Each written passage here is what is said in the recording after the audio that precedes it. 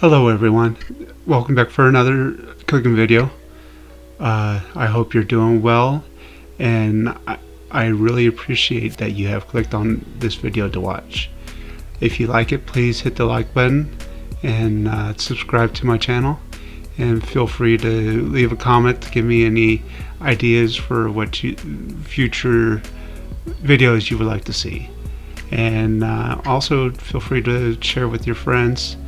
And if you want to help support this channel, you could go to my website at www.jbaileyphoto.net, where I have prints of my landscape photography available for sale. So I would really appreciate your help. Now for this video, we are making a black bean burger. So it's really good and actually fairly easy. What you're going to want to do is the night before or earlier in the day, you're going to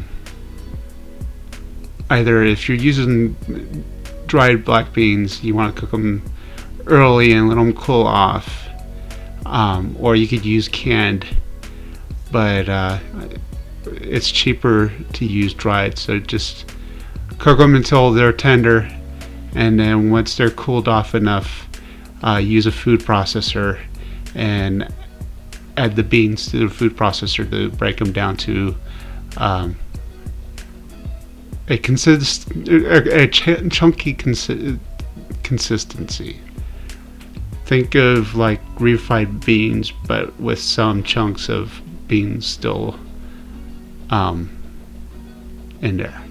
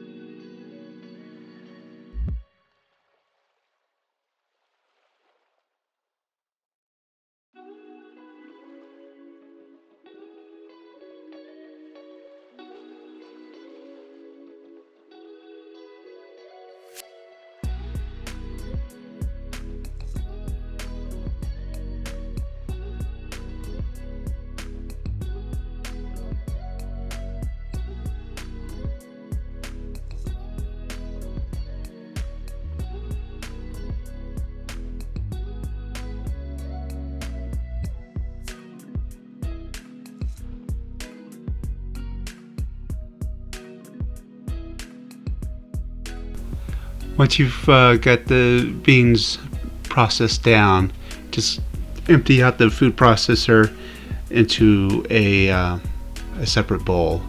It's going to be kind of a pain. You're going to have to kind of get a spatula to scoop it out, but get it all out.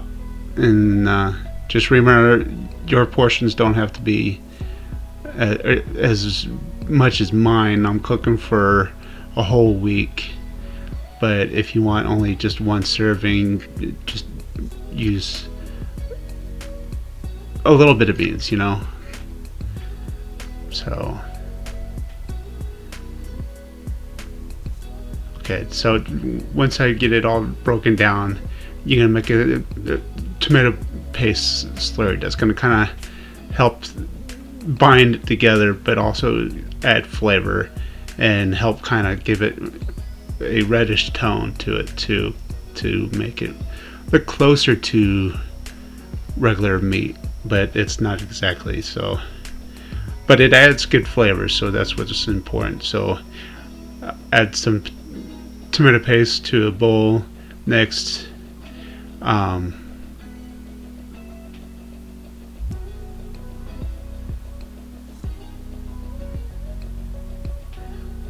next you will add some flour to the tomato paste. Again, remember I go by eye, so don't be afraid to just experiment. I'm also going to add some cornstarch.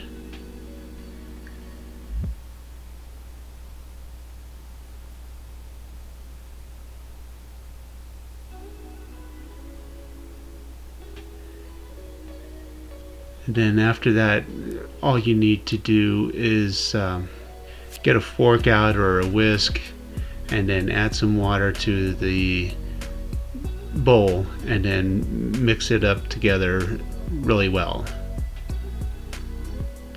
You don't want the mixture to be too thin, but you don't want it too thick either. So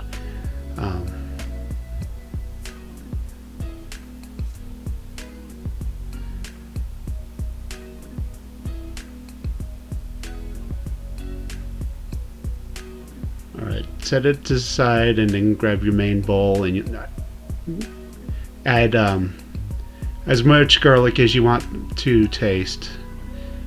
And then also, I didn't show this part, but you're going to want to add some your spices at this point. So salt, black pepper, and oregano, and pretty much experiment. If you want to add some other spices, you can.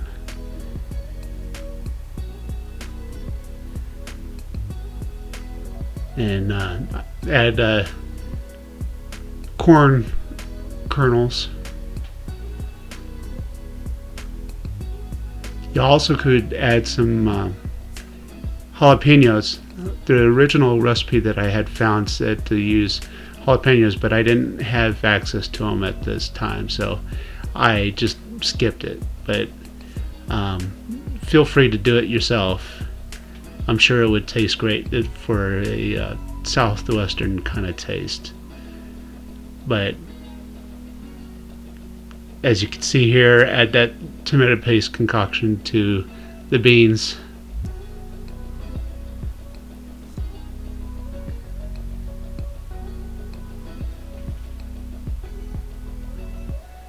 And mix it up.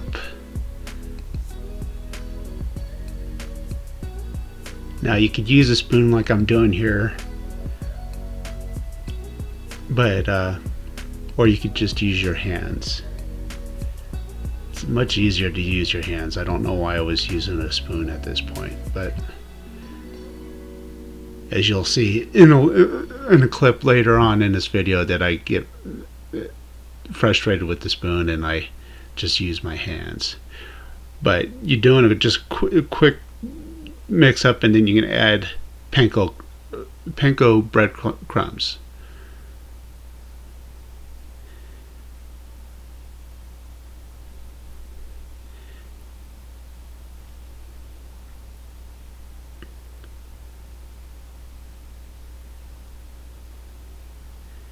Okay, well, this is about the point where I had enough with using the spoon, so I switch over to my hands, and you just want to make sure it's all well combined.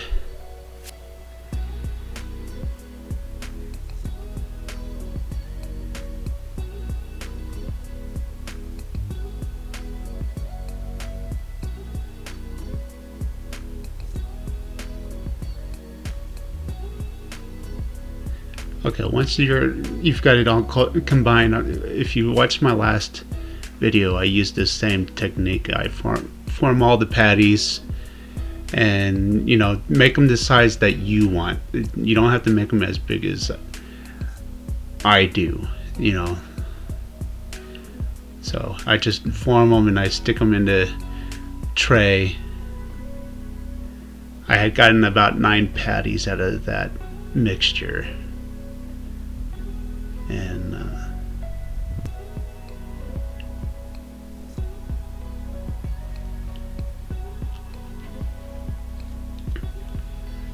so once you get them formed, like the last video with the green veggie burgers, I use aluminum foil, But you could use sandwich baggies or Tupperware or something like that, and just get them all wrapped up, and then you could store them in the fridge, or you could store them in the freezer if you don't plan on eating them throughout the week like I do. And then when you're ready, you could either bake them, you could dry fry them on a pan, or even an air fryer. So give it a try, and I really hope you like it.